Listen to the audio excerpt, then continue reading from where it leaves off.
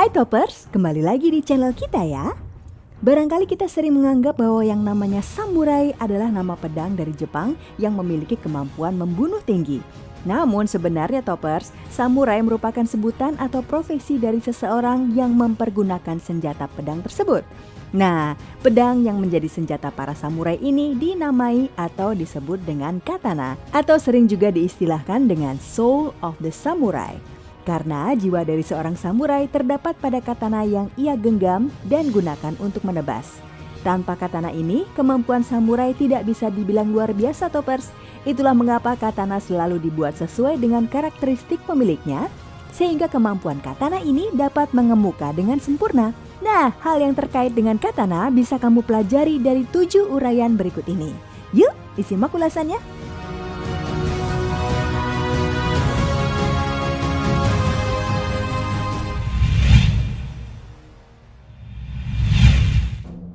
Yang pertama, pedang paling hebat dari masa lalu. Katana dipandang sebagai pedang paling hebat pada masa lalu Toppers. Pedang ini sangat kuat loh, hingga tidak mudah patah. Selain itu nih, jika dipergunakan untuk menebas, pedang ini tidak akan menyangkut pada objek yang diserangnya.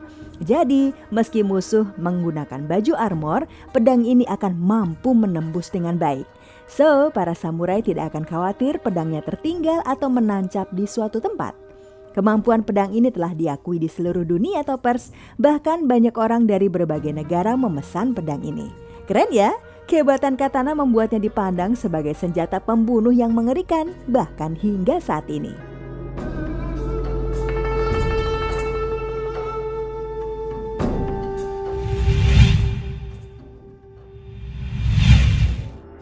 Yang kedua, seni pembuatan katana sudah mulai punah. Ya, katana merupakan sebuah karya seni Toppers. Tidak bisa dengan sembarangan dibuat oleh siapa saja. Dan pada umumnya, seni pembuatan katana diturunkan dari satu generasi ke generasi berikutnya. Jika sudah tidak ada generasi penerus yang mampu membuatnya, maka hampir dapat dipastikan seni pembuatan pedang satu ini akan segera tumpas hingga punah. Dan katana hanya ada dalam sejarah saja. Sedih ya? Nah, saat ini pemerintah Jepang tengah berusaha membangkitkan seni yang satu ini. Dan hal ini mengemuka dikarenakan katana merupakan salah satu warisan budaya yang sangat mengagumkan tentunya. Jika sampai punah, maka Jepang beresiko kehilangan satu warisan budaya yang paling berharga.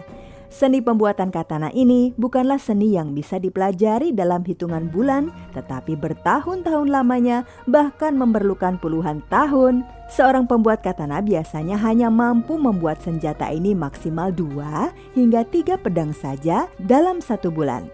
Wah, bisa dibayangkan ya betapa seni ini benar-benar merupakan seni kelas tinggi.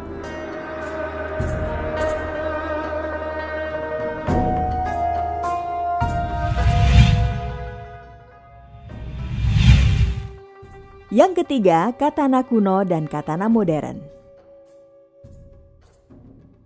Toppers, perlu kamu tahu bahwa ada 2 jenis katana yang saat ini banyak beredar di Jepang. Yang pertama adalah katana yang biasa diproduksi secara massal. Katana ini biasanya banyak digunakan untuk souvenir hingga memerlukan suplai yang cukup banyak. Sementara yang kedua adalah katana yang dibuat dengan teknik lebih rumit dan berseni tinggi. Nah, kalau yang ini biasanya hanya diperuntukkan bagi orang atau pihak-pihak tertentu saja. Kalau kamu berniat memesan, maka kamu harus sabar Toppers. Pemesanan dapat dilakukan dalam waktu beberapa bulan atau tahunan. Pada umumnya, katana yang dipesan dapat disesuaikan dengan pemiliknya kelak. Tapi ingat ya, jangan menggunakan pedang yang satu ini untuk hal-hal yang buruk. Kemampuan dan ketajaman katana ini sangat luar biasa loh. Dengan sabetan sedikit saja, bisa dibilang apa saja dapat terbelah dengan sempurna.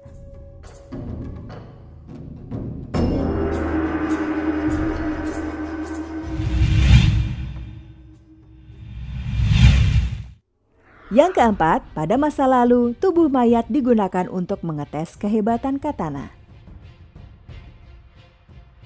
Saat periode Edo menguasai Jepang, ya katana yang telah dibuat biasanya diuji cobakan pada tubuh mayat. Dengan demikian, kemampuan tebasan katana dapat dilihat dengan jelas.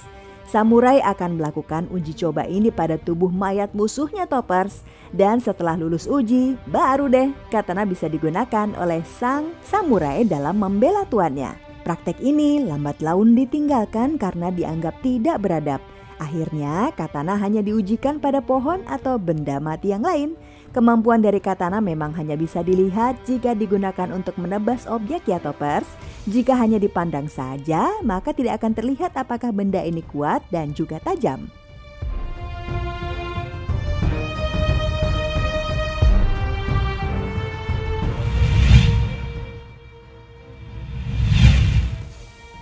Yang kelima, meskipun tangguh, namun ternyata katana bukan senjata utama. Seperti yang sudah dikatakan tadi Toppers, katana memang seolah merupakan jiwa dari seorang samurai. Namun istilah ini baru dapat dirasakan pada pertarungan 1 lawan 1 atau melawan musuh yang tidak terlalu banyak. Jika situasinya adalah situasi peperangan yang menuntut kecepatan, maka katana hanya merupakan senjata cadangan loh. Yang banyak digunakan saat perang adalah tombak, panah, dan jenis pedang besar lainnya. Meskipun demikian, katana tidak bisa dipisahkan dari sosok seorang samurai Toppers. Alasannya adalah karena pedang inilah yang akan meningkatkan kemampuan bertempur seorang samurai.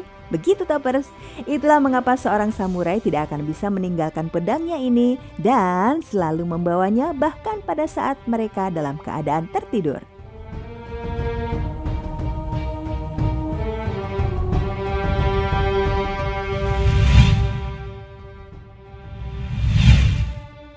Yang keenam, tidak selamanya katana bisa menjadi kuat dan tajam. Sekuat-kuatnya atau setajam-tajamnya katana, pasti kondisinya lambat laun akan menurun ya. Itulah alasannya mengapa ada seseorang yang bertugas untuk mengasah kemampuan katana tersebut. Orang ini bekerja untuk melihat kerusakan pada pedang dan memperbaikinya tanpa mengubah fungsi awal pedang tersebut. Orang ini juga akan mengamati dengan seksama permukaan katana dari ujung yang satu ke ujung yang lain. Jika ditemukan kerusakan, maka seorang pemoles ini akan tahu bahkan retak sekecil apapun akan terlihat dengan jelas olehnya. Pekerjaan atau profesi pemoles ini juga sangat penting selain tentunya si pembuatnya ya Toppers. Atau bisa dibilang dua pekerjaan tersebut berkaitan satu dengan yang lainnya.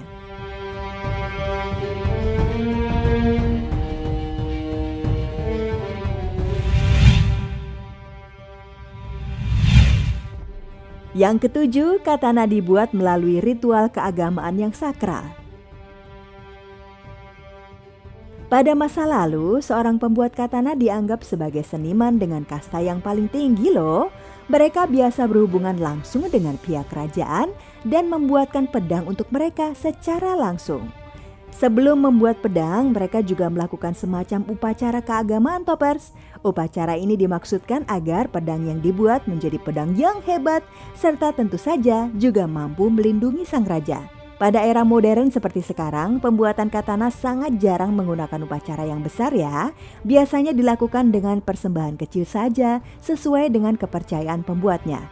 Untuk katana yang dibuat dalam skala besar, hal-hal seperti ini tidak akan diperhatikan lagi Toppers. Nah, itu tadi Toppers 7 fakta unik tentang katana yang bisa kita pelajari. So, jangan sebut lagi ya katana dengan sebutan samurai, karena samurai adalah orang yang menggunakan katana pada masa lalu di Jepang, bukan pedangnya.